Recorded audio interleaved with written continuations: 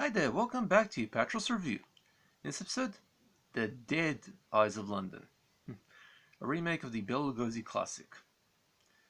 Hi there, welcome back to Apatros Review, your guide to the wild world of science fiction, action, and horror cinema with me, your host, Mil Zipka. If you want a small name, just look at the channel name.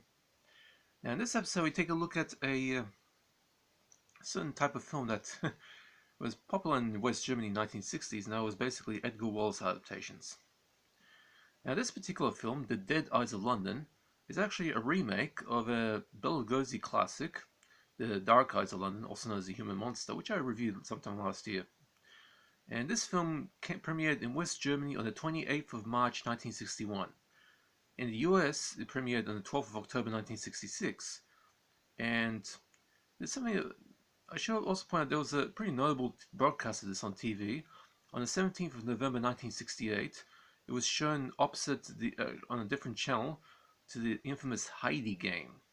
I'll explain more about that later, but it was shown directly at the same time as the Heidi game bar at a different station. American football fans will know what I'm talking about. Now, this film was directed by Alfred Vorher, and it was based on the novel Dark Eyes of London by Edgar Wallace, except the film was called Dead Eyes of London. And it starred a bunch of German actors whose names I'm not going to mention, but it's kind of interesting. But Klaus Kinski's in it. Now, this is currently in public domain, and as such can be found online and on some cheap public domain labeled multipacks. Be aware, as most of these prints can have dodgy picture quality. If you want to find one of the original blood red colored credits, keep hold of it, as that's the original version of the film. Now, in West Germany during the 1960s, there was a booming industry of adaptations of the cheap crime thriller paperbacks of British writer Edgar Wallace, which were very popular in West Germany at the time. These films are nothing more than disposable crime thriller fodder, but they do have their merits. As for The Dead Eyes of London, this particular adaptation was the first of 13 Edgar Wallace stories adapted by director Alfred Vorher. The first of the bunch to star legendary El Not-So actor Klaus Kinski in a small role. The second adaptation of the same story, the first was the 1939 British adaptation The Dark Eyes of London, starring Bela Lugosi, that was known in the US as The Human Monster. Oh, and by the way, that was not a Monogram production, since Monogram was only the US distributor, and was notable for being screened in US television WOR-TV at the same time as the infamous 1968 football game between the New York Jets and Oakland Raiders, that ended with the Raiders winning, and the final section of the game being cut by NBC in favor of screening the children's film Heidi. It was basically running over time. The outcry of which led to the game being known as the Heidi game. No football fan will ever watch Heidi again because of that. Now, the original Bela Lugosi version was a solid detective yarn that boasted a clever plot for the time, and was reputed to be scary for its era due to the blind killer's makeup job and Bela Lugosi's classic performance. As for this 1961 remake, it's just as good, but without Lugosi, obviously. He was dead by this point. The film had to make do with an increase in weirdness that certainly makes this an appealing curio for today's Edgar Wallace fans and aficionados of old detective stories. The plot is the same as the original Lugosi version. Well, they're both pretty accurate in some ways.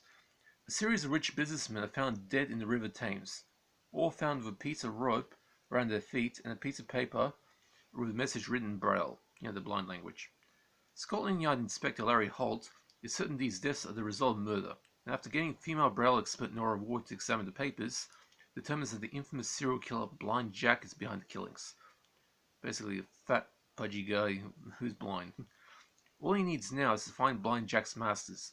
As it turns out, all the victims, including Nora Ward's birth father, she was the result of an affair between a businessman from abroad and a local woman, had their insurance policies managed by the Greenwich Company, which is led by a pair of brothers, one of whom is pretending to be the blind reverend of the local blind folks home, at least pretending to be blind, that is, and they're using the victims' donations to the home to fund their criminal enterprise.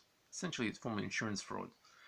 But as Holt, Ward and Holt's partner Sonny are closing in on them, the criminal masterminds that find their operation threatened by various oddball crims and hoods determined to cut themselves a little slice of illicit loot pie.